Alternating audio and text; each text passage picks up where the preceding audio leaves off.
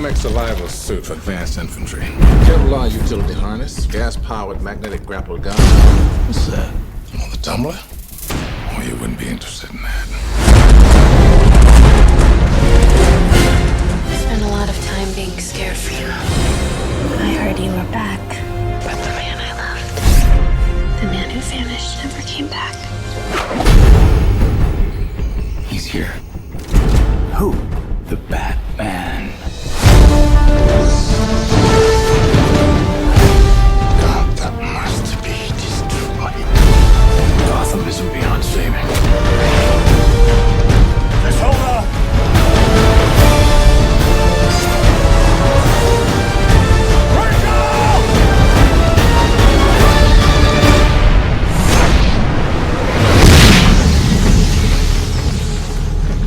Guy dresses up like a bat. Clearly has issues.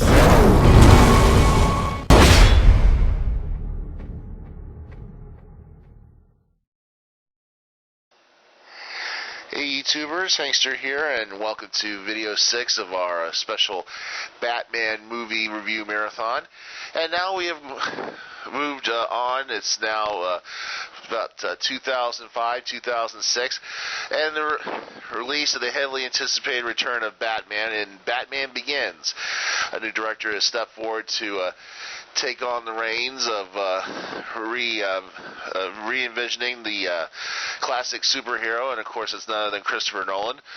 And to take on the role of Batman, he got a hold of Christian Bale, who of course would later star in the fourth Terminator movie and all.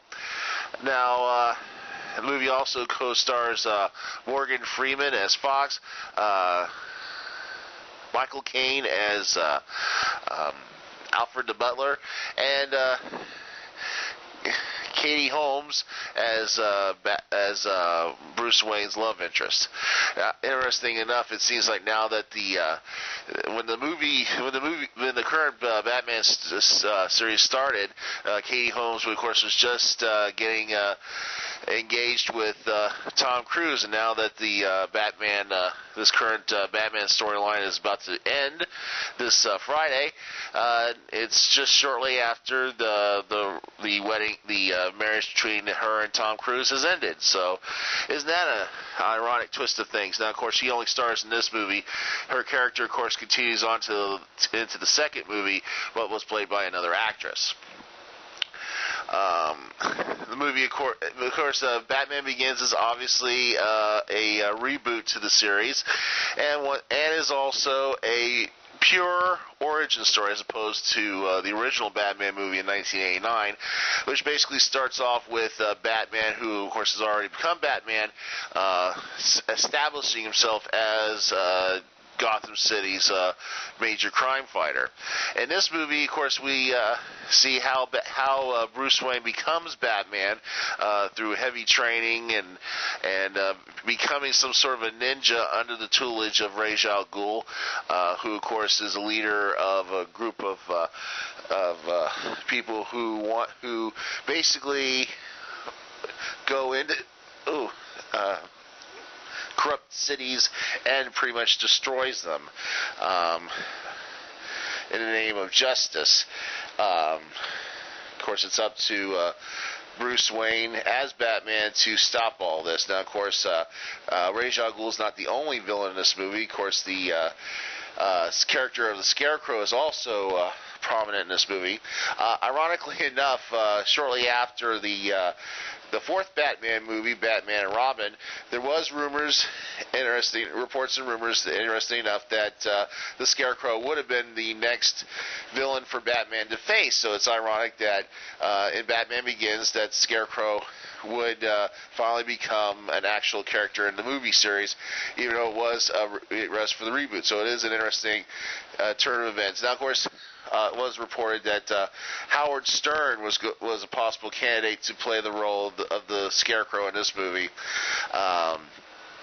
Now, of course, if you totally don't know Christopher Nolan's angle on the Batman movies, he kind of makes it more realistic in the sense that all this could happen in the real world.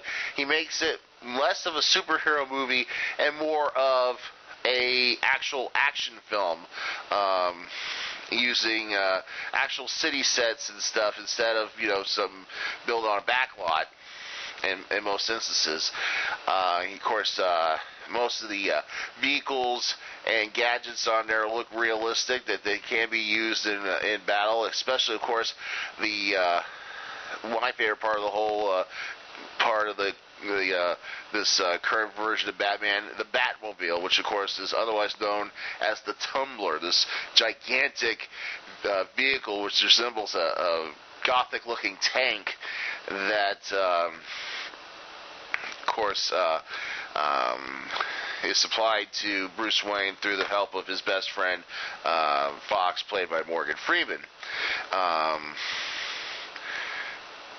Basically, as I said, this is a pure origin film. It starts off with Batman, or Bruce Wayne, wallowing in self-pity, though trying to find a way to avenge his parents and all.